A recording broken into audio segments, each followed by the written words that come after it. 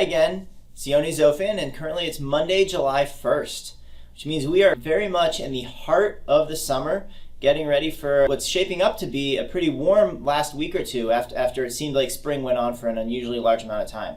I want to spend this time not focusing on the weather temperatures as much, but hurricane season, which officially runs June through October, but really gets into the heart of hurricane season here in late July and goes through September timeframe.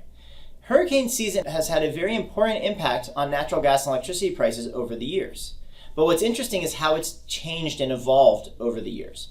About 10 years ago or so, natural gas prices in the summertime were completely dependent on hurricanes and whether or not a hurricane was coming and whether or not it was entering the Gulf. The reason for that is because natural gas production, 80% of natural gas production, was in the Gulf of Mexico.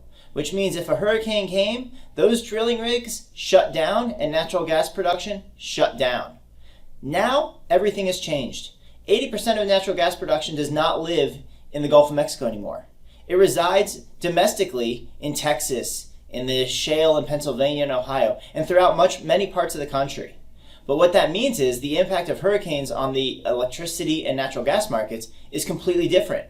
Now, when a hurricane comes through the Gulf, it doesn't knock out any production or drilling. It actually knocks out some tankers carrying LNG over and forces those tankers to not ship. What happens is those LNG tankers, they're not bringing natural gas out of the US and over to other markets in Asia and Europe. That actually reduces demand for natural gas in the short term. Another reduction for natural gas comes when the hurricanes come through and unfortunately knock out power to many areas in the southeastern part of the United States.